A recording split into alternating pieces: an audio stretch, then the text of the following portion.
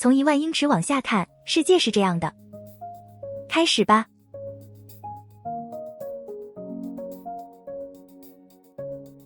海风轻拂，夕阳洒在沙岸上，静谧又温暖。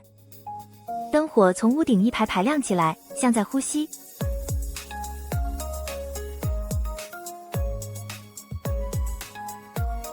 七姐妹瀑布，印度有7层水从山顶直冲下来，天空是蓝的，水是白的，7道水流像被拉长的刀痕。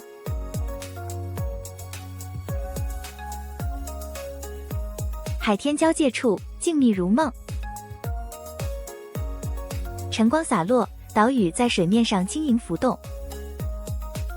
西安碑林有800年的石头在呼吸。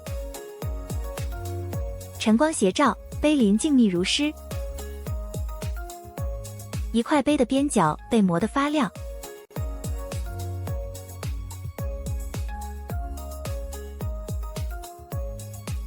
苏水闸有360个灯火点着的夜晚。晨光漫过，水韵清漾，静谧如诗。闸口在晨光里慢慢吸气。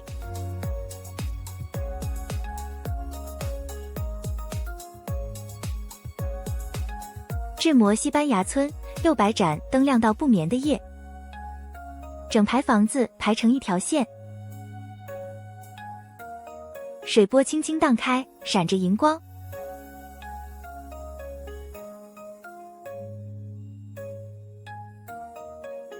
夜色里，港灯塔的光暖暖地亮着。夜色下，灯塔轻晃，水面泛着柔光。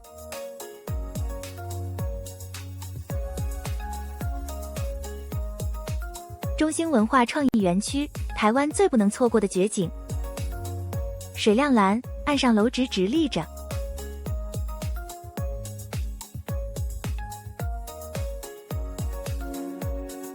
入夜，巨加大桥的灯火像一列开往海的火车，桥的两端都对着海，灯光在风里微微晃。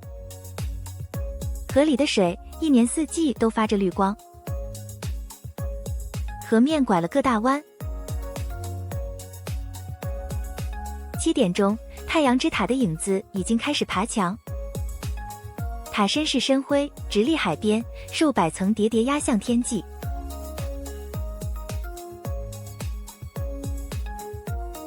拉萨站有800个角落，都还在呼吸。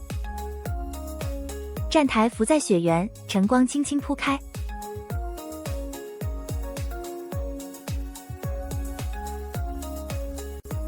甘草河的壮阔，照片永远拍不完。水面光滑如玻璃，映出湛蓝天幕。灯塔的光一开就是80年。灯光一开，整片海面就变成了会呼吸的蓝。看完这14个，世界是不是又大了一点？